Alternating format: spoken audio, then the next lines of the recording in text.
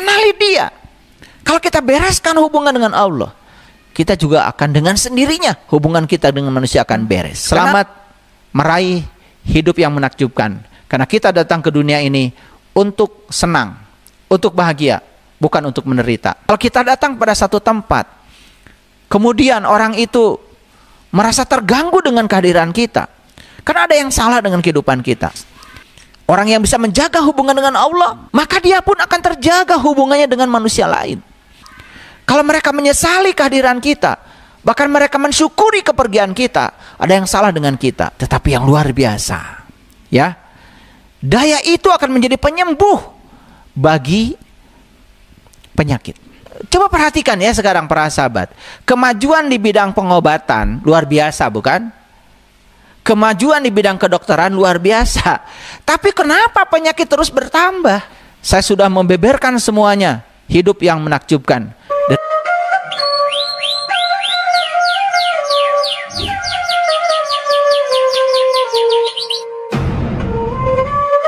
Jadi apa sesungguhnya cinta itu? Kembali lagi, cinta adalah kekuatan positif. Cinta bukan sekedar melahirkan produk-produk yang bermanfaat buat kehidupan, tapi cinta juga satu-satunya kekuatan yang menyatukan. Satu-satunya kekuatan yang menyatukan. Saya percaya, ketika seluruh manusia di dunia ini saling mengasihi, ketika seluruh manusia di dunia ini saling mengasihi, satu, yang kuat tidak akan menguasai yang lemah. Yang kedua, yang banyak tidak akan menindas yang sedikit. Tiga, yang kaya tidak akan mencemooh yang miskin. Empat, yang terhormat tidak akan menghina yang bersahaja. Yang kelima, yang cerdik tidak akan memperdaya orang yang biasa-biasa saja. Jadi sebetulnya kasus di mana ya yang kuat menguasai yang lemah, yang banyak menindas yang sedikit, yang kaya mencemooh yang miskin, yang terhormat menghina yang bersahaja, yang cerdik memperdaya yang biasa-biasa saja. Itu akibat dari ketiadaan cinta. Begitu tidak ada cinta, tidak ada di sini kasih sayang. Sehingga apa yang terjadi? Menganggap orang lain itu sebagai musuh, menganggap orang lain itu sebagai yang berbahaya. Itu sebabnya ya para leluhur kita di Nusantara ini mendefinisikan agama. Agama adalah alat pertahanan diri untuk melindungi diri dari kejahatan diri kita sendiri. Karena sesungguhnya yang paling berbahaya untuk diri kita sendiri adalah diri kita sendiri. Yang paling jahat pada diri kita sebenarnya diri kita sendiri, bukan orang lain. Karena sesungguhnya tadi, apapun yang dilakukan oleh orang lain tidak akan bisa menjangkau kita kalau kualitas rohaniah kita sudah baik, kalau kualitas kesadaran kita sudah tinggi. Mereka tidak bisa mencapai kita. Sakit hati bukan urusan orang lain, sakit hati karena kita mengizinkannya. Itu urusannya dengan diri kita sendiri, bukan urusan dengan orang lain. Para sahabat, jika kita merasa tertekan oleh sesuatu di luar diri kita, awas. Kesengsaraan itu bukanlah karena sesuatu yang di luar diri kita, melainkan dari penilaian kita terhadap itu. Kita memiliki kekuatan untuk membatalkannya kapanpun juga. Sekali lagi, bila kita merasa tertekan oleh situasi di luar diri kita, ingat, kesengsaraan itu bukanlah karena pihak luar, bukan karena sesuatu yang di luar diri kita. Itu melainkan dari penilaian kita terhadap sesuatu yang di luar itu. Kita memiliki kekuatan para sahabat untuk membatalkan itu kapanpun juga, supaya tidak mencapai kita. Makanya yang tadi yang namanya personal emotional trainer. Jadikan orang lain sebagai pelatih emosi pribadi kita. Ini episode yang ke-10 para sahabat. Saya sudah berbicara hal yang sangat penting.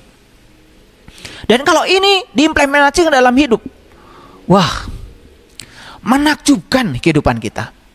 Menakjubkan. Kenapa kesengsaraan selama ini menjangkau kita?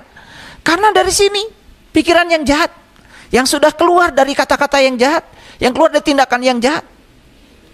Tetapi kalau pikiran kita selalu jernih, maka yang keluar adalah kata-kata yang baik, tindakan yang baik. Yang akan mengikuti kita bukan kesengsaraan, tetapi kebahagiaan. Jadi saya teringat dalam satu ayat dalam Al-Quran, Allah berfirman, Duribat alaihimudillatu aina masukipu illa bihabli minallah wa habli minan nas. Akan ditimpakan kehinaan kepada seseorang dimanapun dia berada, kecuali orang yang selalu menjaga hubungan dengan Allah dan menjaga hubungan dengan sesama manusia. Ternyata para sahabat, menjaga hubungan dengan Allah itu akan berdampak pada terjaganya hubungan kita dengan manusia. Jadi sebetulnya orang-orang yang banyak konflik dengan manusia itu karena dia kurang bagus hubungannya dengan Allah. Orang yang bagus hubungannya dengan Allah, orang yang bagus hubungan dengan diri sejatinya, pasti akan bagus hubungan dengan siapapun. Dan orang yang kemudian mengalami konflik hubungan dengan manusia, itu penyebab utamanya karena dia tidak bagus hubungannya dengan Allah. Jadi oleh karena itu maka bereskan hubungan kita dengan Allah. Kenali dia. Kenali dia. Kalau kita bereskan hubungan dengan Allah, kita juga akan dengan sendirinya hubungan kita dengan manusia akan beres. Karena apa? Kita menjadi peduli, memberikan dorongan ya kepada orang lain. Bahkan kita bisa memperlakukan orang lain seperti kita memperlakukan diri kita sendiri. Kita akan menjadi sumber cinta, kita akan menjadi sumber kebahagiaan, kita akan menjadi sumber sukacita, sumber keberkahan, sumber rahmat bagi semua manusia dimanapun mereka berada. Dan mereka sangat menantikan kehadiran kita. Makanya saya sering bergurau, kalau kita datang pada satu tempat, kemudian orang itu merasa terganggu dengan kehadiran kita, karena ada yang salah dengan kehidupan kita. Kalau mereka menyesali kehadiran kita, bahkan mereka mensyukuri kepergian kita, ada yang salah dengan kita. Tapi kalau kita datang kepada satu komunitas, kehadiran kita disyukuri, bahkan kepergian kita disesali, berarti kita sudah menjadi sumber cinta bagi mereka, sumber sukacita bagi mereka. Jadi sangat masuk akal sekali ayat yang tadi saya sampaikan. Duribat alaihimudillatu aina masukipu illa bihabli minallah wa habli minan nas. Orang yang bisa menjaga hubungan dengan Allah, maka dia pun akan terjaga hubungannya dengan manusia lain. Karena konflik dengan manusia lain, sebetulnya karena dia masih konflik dengan dirinya sendiri. Konflik dengan dirinya sendiri, bukan diri yang luar, tapi dengan diri sejatinya. Itu masalah besarnya. Dia sederhana para sahabat. Kalau kita masih banyak konflik dengan di luar diri kita, itu masih ada konflik kita dengan diri sejati kita. Perbaiki dulu konflik ke dalam, maka keluar dengan sendirinya akan baik. Jadi tidak ada kebaikan yang bisa dipandang kecil. Setiap kebaikan akan menciptakan riak, tak bertepi, yang sulit dipahami oleh logika. Baik, saya akan jelaskan sedikit. Coba umpamakan saja ya. Kita punya air dalam satu kotak seperti ini. Kita punya bak. Ini air. Ini isinya air. Penuh bak ini dengan air. Kalau kita memasukkan tangan kita, menyentuhkan tangan kita ke air, pasti akan terjadi riak.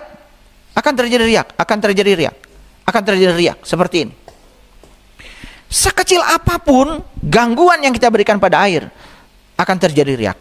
Dan kalau kita perhatikan, kalau tidak ada dinding ini, semi riak itu tanpa batas. Kalau tidak ada dinding ini, riak itu tanpa batas. Cuman karena ada dinding ini, maka gelombang ini kemudian sampai di dinding akan dipantulkan. Dan kita tidak sadar bahwa sesungguhnya yang memantulkan ini adalah dinding. Kalau tidak ada pembatas ini, bak ini, maka riak ini akan terus bergerak. Oleh karena itu maka sekecil apapun kebaikan yang kita lakukan para sahabat, itu persis seperti kita mengganggu air dan riaknya akan terus tanpa batas. Sebaliknya, sekecil apapun perbuatan jahat yang kita lakukan, dia juga seperti riak dan itu tanpa batas. Jadi mana pilihan kita? Tentu saja kita ingin memilih ya gangguan yang positif, ya, perubahan yang positif, ya, supaya apa? Kalaupun riaknya itu ya ada, riaknya itu adalah riak yang tak bertepi, ya, yang tidak bisa dipahami lagi oleh logika, dan itu akan menjadi kebaikan yang menyebar dan suatu saat akan dipantulkan pada diri kita sendiri. Jadi jangan berpangku tangan. Hidup itu di sini saat ini sekarang. Apa yang bisa kita lakukan saat ini, lakukanlah. Kebaikan apa yang kita bisa lakukan saat ini, lakukanlah. Kalau kita berkelebihan harta, tidak usah menunggu besok. Belum tentu besok kita masih hidup. Kita akan menyesal selama-lamanya. Lebih bagus apa yang bisa kita lakukan hari ini, lakukan hari ini juga. Jangan ditunda-tunda. Nah, para sahabat, jadi daya yang ada pada diri kita itu, kekuatan alamiah yang ada dalam diri kita itu, yang disebut dengan cinta, yang disebut dengan kekuatan positif itu, bukan sekedar akan membuat jalinan hubungan kita menjadi sangat baik, keuangan kita sangat baik, tetapi yang luar biasa, ya, daya itu akan menjadi penyembuh bagi penyakit. Bahkan dia akan menjadi penyembuh yang sejati.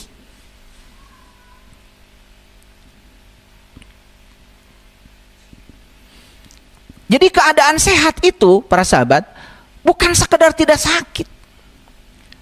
Apakah kita saat ini sehat? Kemudian kita mengatakan, kan saya tidak sakit. Sehat itu bukan keadaan tidak sakit. Yang paling penting itu adalah perasaan yang sama seperti kita saat kanak-kanak. Itu namanya sehat. Jadi kita tuh disebut sehat kalau saat ini kita punya perasaan yang sama seperti saat kita kanak-kanak. Coba, waktu kita kanak-kanak, penuh semangat kan setiap hari? Bangun tidur penuh semangat. Tubuh kita ringan, luas. Bahkan tanpa upaya. Ya, mau berdiri, berdiri, mau duduk, duduk, mau lari, lari. Seperti itu, ya, waktu kita masih kanak-kanak. Waktu kita masih kanak-kanak, kita siap bergerak kemanapun kita. Gak ada capeknya. Pikiran jernih. Tanpa khawatir. Selalu bahagia. Ketika tidur pulas. Damai setiap malam. Bangun tidur. Perasaan mereka benar-benar segar.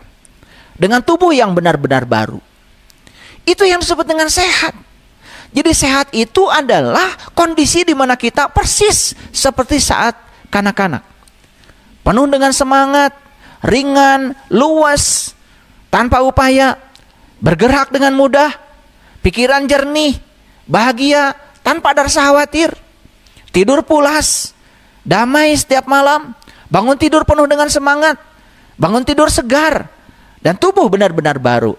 Itu yang namanya sehat. Bukan sekedar ketiadaan penyakit. Karena sakit itu ketiadaan sehat. Tapi sehat bukan sekedar tidak adanya penyakit. Saya khawatir saja banyak orang yang mengklaim dirinya sehat. Tapi apa? Tidak punya semangat hidup. Ya, tubuhnya kaku, tidak luas. Baru duduk sebentar, mau berdiri susah. Habis berdiri mau duduk susah. Memang tidak ada penyakit saat itu, tetapi sudah kehilangan gairah. Tidak siap bergerak. Diajak kemana-mana, mangga we. Ya, abdi mah di dieu we bade calik. Pikiran selalu kotor. Tidak bahagia, cemas, khawatir. Itu enggak sehat. Tidur, mimpi yang buruk. Bahkan tidur tuh sulit. Berjam-jam ada mau tidur dari sulit. Bahkan banyak orang yang tidur harus minum obat. Itu enggak sehat. Bahkan tidak damai hidupnya setiap malam. Memikirkan hari esok. Cemas dengan hari esok. Enggak bisa tidur. Begitu bangun tidur, marah-marah, kemurungsung. Enggak segar. Tidak bersyukur dengan kehidupan yang baru. Itu enggak sehat. Itu kenapa? Karena kekuatan cinta pada diri kita itu ya tidak ada. Diri kita sedang mengalami ketiadaan cinta. Jadi sekali lagi para sahabat, sehat itu bukan sekedar tidak sakit. Ya, sehat itu ya perasaan di mana kita seperti saat kita kanak-kanak. Nah, oleh karena itu hati-hati dengan keyakinan. Kan banyak yang punya keyakinan yang keliru. Misalkan ya, saya gampang pilek. Awas, itu keyakinan. Perut saya sangat sensitif, keyakinan itu. Apa sih keyakinan itu? Keyakinan itu adalah pikiran yang diulang-ulang dengan perasaan yang melekat kuat pada pikiran. Pikiran yang diulang-ulang itu masuk di alam bawah sadar, sehingga reticular activating system kita, filter kita jebol. Karena ada repetisi, ada pengulangan, lalu masuk di alam bawah sadar. Itu menjadi paradigma. Itu menjadi program yang mengendalikan kita. Nah, apalagi ketika dibantu oleh perasaan yang kuat. Oh, makin hebat itu. Saya gampang pilek, benar-benar gampang pilek. Perut saya sangat sensitif, dikit-dikit sakit perut, dikit-dikit sakit perut. Itu keyakinan. Saya sulit menurunkan berat badan. Ya tidak turun-turun, makan aja terus. Ya, saya alergi terhadap sesuatu. Ya betul-betul alergi. Kopi membuat saya terjaga. Ya udah, habis minum kopi nggak tidur. Padahal sebenarnya nggak ada kaitan kopi dengan tidur. Ya, cuman karena punya keyakinan seperti itu. Nah, keyakinan itu sudah masuk menjadi program, ada di alam bawah sadar. Hati-hati dengan keyakinan, karena keyakinan bisa membentuk kenyataan. Para sahabat, keyakinan itu memang bukan fakta, tapi keyakinan adalah keputusan pikiran. Kalau keputusan sudah keluar, ya, kalau keputusan sudah dikeluarkan, itu sama dengan mengunci pintu dan kita membuang kuncinya. Bisa menerima ya pandangan saya? Gini nih, ya. Jadi keyakinan itu memang bukan fakta, tapi keyakinan itu adalah keputusan pikiran. Dan kalau pikiran sudah memutuskan, itu akan keluar nanti menjadi kenyataan. Jadi persis seperti kita, ya, seperti kita mengunci pintu, ya, kemudian kita membuang kuncinya. Nah, kalau kita mengunci pintunya masih di tangan kita, kan masih bisa dibuka lagi tuh pintu. Tapi kalau sudah mengunci pintu dan kuncinya dibuang, artinya sebelum kunci itu kita temukan, kita tidak bisa membuka pintu itu. Kalau sudah jebol masuk alam bawah sadar, itu menjadi keyakinan, itu menjadi paradigma. Itu harus hati-hati. Jadi apapun yang kita yakini, apapun yang kita rasakan, jadinya sebagai nyata. Bukan nyata, hanya sebagai nyata. Maka itu akan menjadi sangat nyata. Oleh karena itu, maka pilih keyakinan yang positif. Pilih keyakinan yang positif, ya, daripada kita terus-menerus ya meyakini sesuatu yang negatif. Jadi hati-hati ya dengan pikiran. Di episode yang ke-10 ini saya menekankan ini karena semua realitas kita terbentuk oleh keyakinan. Keyakinan yang sudah diulang-ulang oleh pikiran. Dan itu diberi rasa, ya, diberi rasa. Udah jebol ke alam bawah sadar, itu menjadi paradigma. Nah, itu sangat berbahaya. Itu kalau dibiarkan, itu akan terus-menerus menjadi realita, ya. Banyak orang yang memiliki lebih banyak keyakinan yang takut akan penyakit ketimbang keyakinan positif terhadap keadaan sehat. Itu yang menyebabkan orang jadi mudah sakit. Jadi dia lebih banyak takut akan penyakit ketimbang keyakinan positif terhadap sehat. Jadi coba perhatikan ya sekarang para sahabat. Kemajuan di bidang pengobatan luar biasa, bukan? Kemajuan di bidang kedokteran luar biasa. Tapi kenapa penyakit terus bertambah? Pernah nggak memikirkan itu? Obat sekarang makin banyak di apotek. Obat herbal makin banyak yang memproduksi. Teknik-teknik penyembuhan makin banyak. Baik teknik penyembuhan yang secara medis maupun secara spiritual ataupun lewati jalan-jalan konvensional, tradisional, ya, lewat ramuan-ramuan disebutnya herbal. Kan sebetulnya sekarang di mana-mana sudah makin banyak ya teknik-teknik pengobatan, tapi penyakit terus bertambah. Dari mana sebetulnya asalnya penyakit? Karena orang makin Ketakutan terhadap penyakit. Makin ketakutan terhadap penyakit, ya, bukan ya memberikan keyakinan positif terhadap kehidupan yang sehat. Nah, bila kita yakin bahwa tubuh kita akan digerogoti usia, bila kita yakin bahwa tubuh kita akan digerogoti penyakit, maka kita sedang memancarkan keyakinan itu. Maka hukum tarik-menarik berlaku. Jadi apa yang kita takutkan akan menimpa kita. Apa yang kita cemaskan akan mendatangi kita. Ya. Nah, itu contohnya adalah dalam dunia kedokteran ada yang disebut dengan efek placebo. Jadi efek placebo itu seperti ini para sahabat ya. Kira-kira supaya gampang gambarannya saya gambarkan. Jadi fenomena placebo atau efek placebo itu dalam dunia kedokteran ini membuktikan bahwa keyakinan itu sangat berbahaya. Ini ada dua orang nih ya, sebut aja orang ini sebut aja A. Ini ada orang lain, sebut saja orang ini adalah B. Ini orang yang berbeda. Nah, orang yang berbeda. Dia, orang A dan orang B itu mengidap penyakit yang sama. Risetnya seperti itu. Nah, kemudian ya, si A ini dikasih obat palsu. Jadi dikasih obat palsu, ini dikasih obat yang asli. Yang asli. Tapi obat palsunya diberi sugesti. Jadi obat palsunya itu dikatakan pada si A, ya, ini obat buat Anda, obatnya mahal. Dibelinya di luar negeri.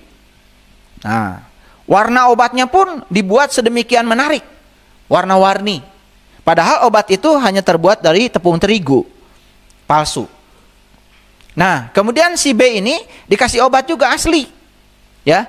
Tetapi dia tidak dikasih sugesti apa-apa. Pokoknya obatnya asli aja, ya. Apa yang terjadi? Ini sangat mengejutkan. Ternyata malah justru si A sembuh lebih cepat, padahal dikasih obat palsu. Kenapa? Sugesti tadi yang masuk pada dia. Karena dia sudah punya keyakinan mahal, dari luar negeri, obatnya warna-warni, itu membentuk keyakinan. Ya, yang ini biasa-biasa saja. Ya, dia juga dapat sugesti, ya, dari obatnya. Ya, tetapi karena tidak diberi tambahan sugesti lain, maka dia biasa-biasa saja. Ternyata ini yang disebut dengan efek placebo. Jadi efek placebo itu membuktikan bahwa keyakinan itu sangat luar biasa. Jadi kembali lagi kepada risetnya di Trickling Heart, ya, bahwa manusia itu punya 5 tubuh. Tubuh yang paling atas namanya tubuh spiritual. Tubuh yang kedua namanya tubuh intuisi. Tubuh yang ketiga namanya tubuh mental. Tubuh yang keempat namanya tubuh energi, dan terakhir yang paling kasar adalah tubuh fisik. Makanya yang disebut dengan pengobatan holistik itu artinya di treatment bagian atasnya, yaitu tubuh spiritualnya. Nah, kalau di treatment tubuh spiritualnya, nanti akan beres tubuh intuisinya, beres tubuh mentalnya, pikiran sadar, pikiran bawah sadar itu beres semuanya.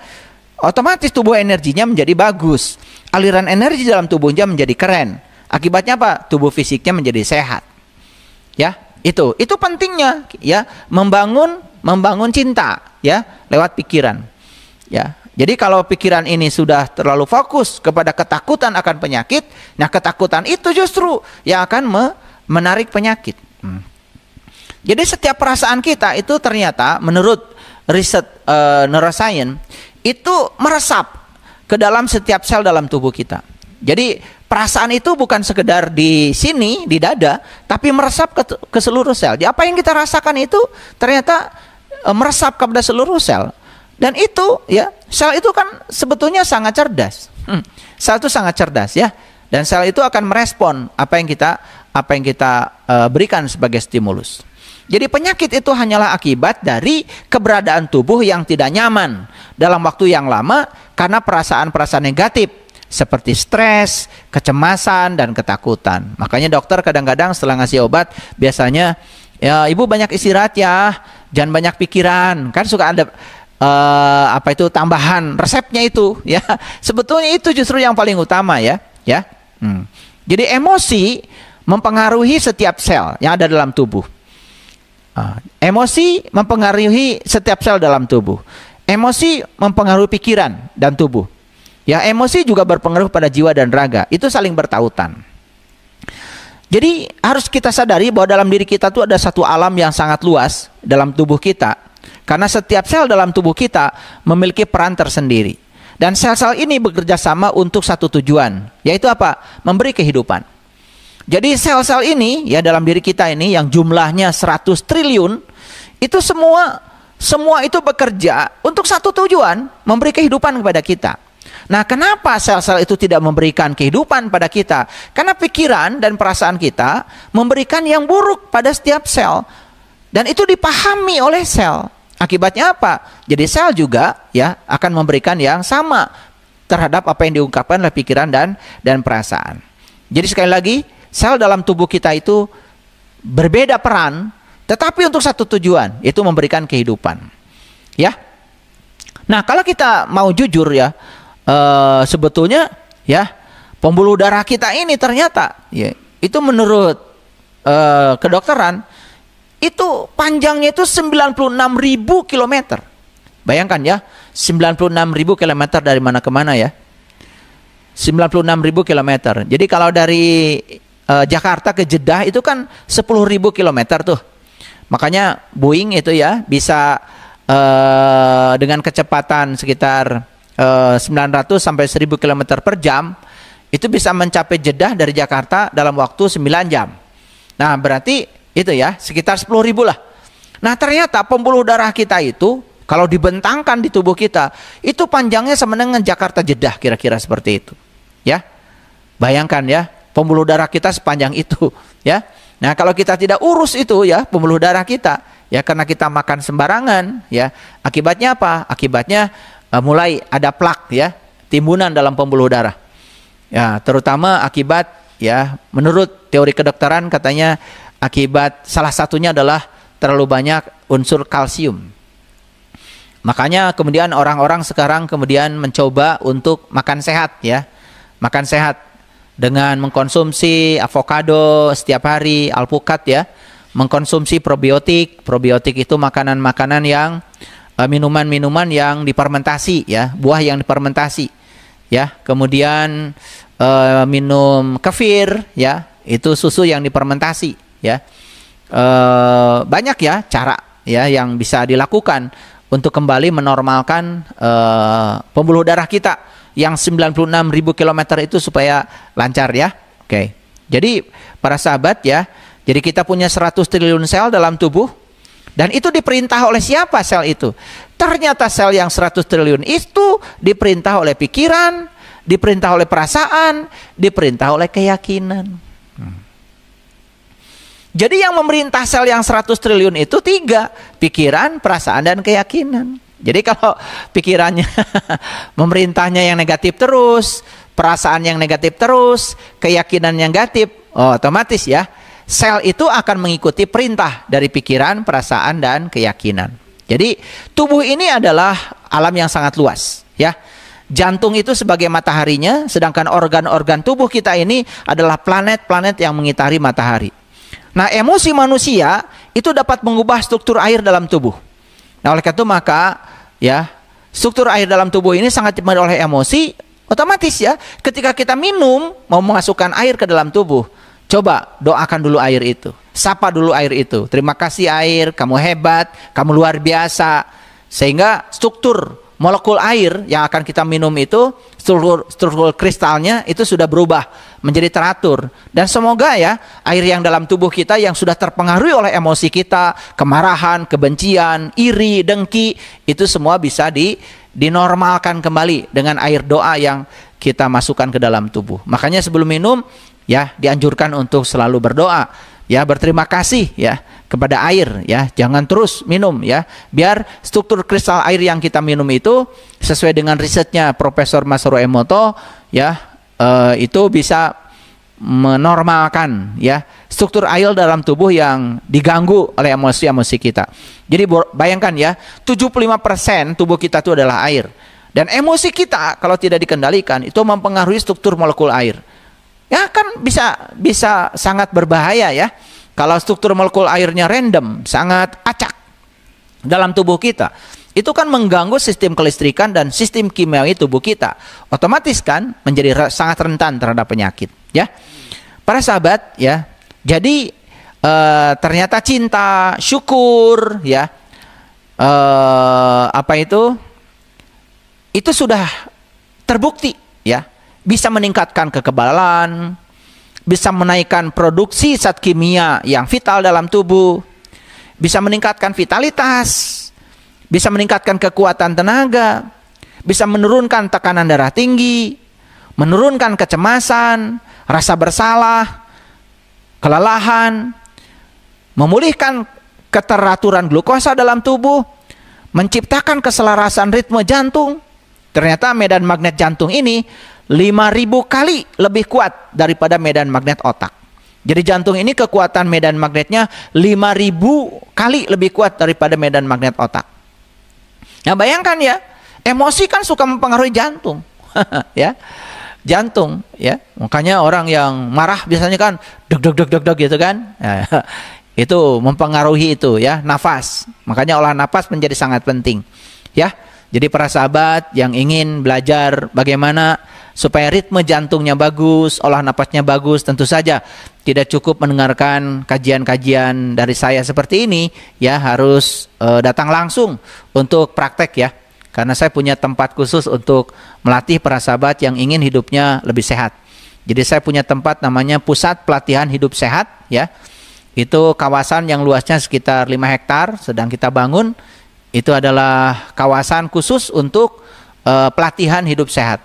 Jadi hidup sehat itu hanya hati selalu gembira, I-nya istirahat yang cukup, ya D-nya diet yang seimbang, U-nya udara yang bersih, P-nya pengendalian diri, itu sangkutannya dengan emosi. Kemudian sehat, S-nya sinar materi yang cukup. Di sana bisa bertani, di sana bisa mencangkul kalau senang, bisa menanam pohon ya, karena matahari berlimpah ya. Energetik selalu ya, hidup penuh semangat. Kemudian H ya, hubungan sosial, jangan lupa ya, dijalin hubungan sosial yang baik. Kemudian A, air putih yang cukup. Kemudian T, Tuhan yang paling utama. Itu hidup sehat. Jadi mulai sekarang para sahabat, pikirkan sehat. Pikirkan sehat. Jauhkan pikiran kita sebisa mungkin dari berpikir tentang penyakit. Pikirkan tentang kekuatan, keberdayaan. Pikirkan sehat. Maka kita akan mendapatkannya. Setiap kita merasakan cinta terhadap kesehatan kita, maka kekuatan cinta itu akan melenyapkan hal yang negatif apapun dalam tubuh kita. Ya, kalau nonton film yang tertawa, membuat kita senang. Jangan nonton film yang membuat kita tegang, sedih, ya. Nonton film tuh yang membuat kita tertawa, bahagia. Ya. Dengarkan musik yang membuat kita nyaman. Undang orang-orang yang membuat lelucon, yang membuat kita tertawa. Bahkan ada satu daerah di Indonesia ini, ya, di daerah itu malah justru ya, teknik pengobatannya itu dengan meditasi tertawa. Dan saya pernah ke sana, ternyata banyak orang yang sembuh itu dengan banyak tertawa. Ternyata tertawa itu menular. Tertawa itu menyembuhkan. Tertawa bisa menselaraskan sistem kelistrikan tubuh kita, menselaraskan sistem kimiawi dalam tubuh kita. Para sahabat, saya sudah membeberkan semuanya, hidup yang menakjubkan, dari episode 1 sampai episode yang ke-10. Saya yakin siapapun yang cermat mendengarkan kajian-kajian ini dan mau mengaplikasinya dalam hidup, dari episode 1, 2, 3 sampai yang ke-10, saya yakin hidupnya akan menakjubkan.